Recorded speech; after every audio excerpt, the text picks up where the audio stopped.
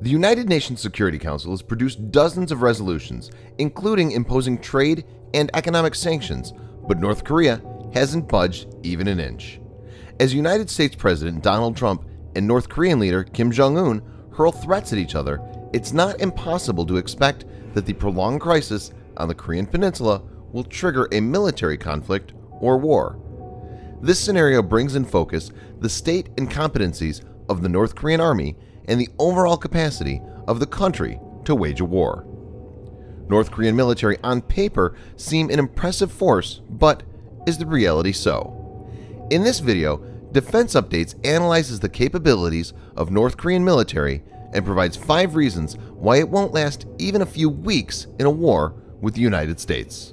Let's get started. Number 5.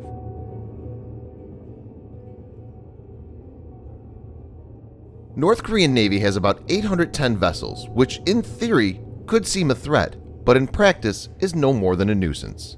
While their quantity is great, their quality isn't, as they represent decades-old engineering and design concepts. North Korean Navy is considered a brown water navy and operates mainly within the 50-kilometer exclusion zone. It has no aircraft carrier or destroyer and had only 3 frigates, which are no match to the advanced U.S. surface combatants. A large percent of the fleet is made up of small patrol vessels. North Korean military is in possession of a fleet of about 70 submarines, comprised of approximately 20 Romeo-class submarines, 1,800 tons, 40 Sang-O-class submarines, 300 tons, and 10 Yono-class submarines, 130 tons. All of these submarines use diesel-electric propulsion and were designed in the 50s or 60s. They can only operate within 30 miles of the North Korean coast. These are also much louder compared to modern submarines and will easily be detected by U.S. submarines and the P-8 Poseidon, which U.S. will definitely deploy in the event of a conflict. U.S. will be able to neutralize these easily and enforce a naval blockade. Number 4.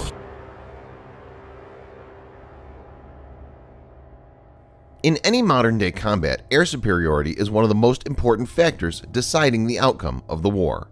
On paper, the North Korean Air Force possesses more than 500 combat-capable aircrafts, but almost all of them are 3rd-generation and 4th-generation ones.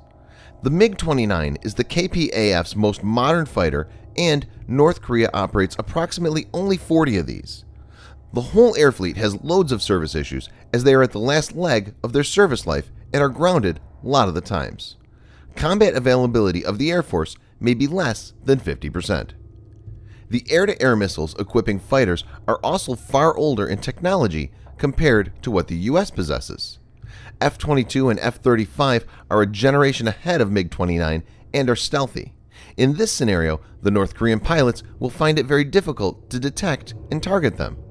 The U.S., with far sophisticated fighters coupled with way better pilot training and strategy, is expected to quickly get air superiority over North Korean skies.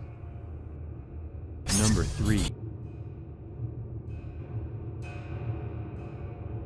North Korea has more than 1.2 million active soldiers and a further 7.7 million in reserve, making its ground force one of the largest in the world. Its troops are bolstered by 200,000 special ops soldiers, but the troops are mostly ill-equipped with outdated weapons of Soviet era. The country's conventional forces, facing a long slide after the end of the Cold War, have faced equipment obsolescence and supply shortages. For example, North Korea has very few tanks based on the 1970s Soviet T-72, and most are still derivatives of the 1960s era T-62. The rest of Pyongyang's armored corps is in a similar predicament, making them distinctly inferior to US and South Korean forces. Number 2.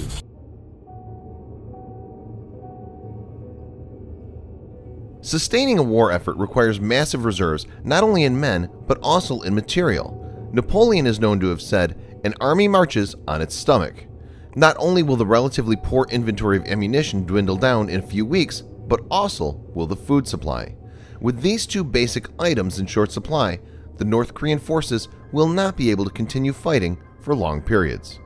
It is also foreseen by many experts that as the war turns against North Korea, many will start deserting the repressive regime, hastening the process of capitulation. Number 1. North Korea is cut off from the world and basically has almost no allies. China has traditionally been North Korea's closest ally, but has condemned the latest ICBM test as unacceptable. North Korea has historically enjoyed strong links with China, its neighbor to the north and the west.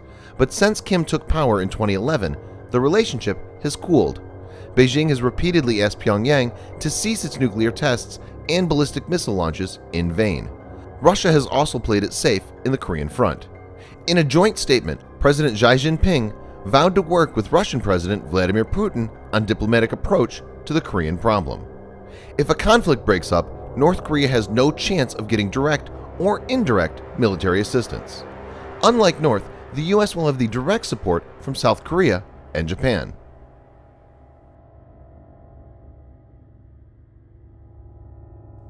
North Korea invests a huge proportion of its meager economy into its military, and its ambitious missile, nuclear, and cyber programs have caused widespread international alarm.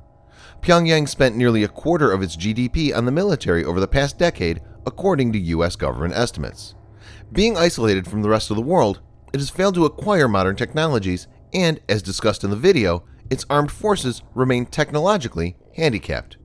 Strategically, North Korea doesn't have the required resources to wage a war for more than a few days, especially against the most powerful nation in the world. Thanks for watching. Subscribe for more videos like this. Hit the like button if you find the video interesting, and kindly provide your feedback in the comments section. This will help us improve.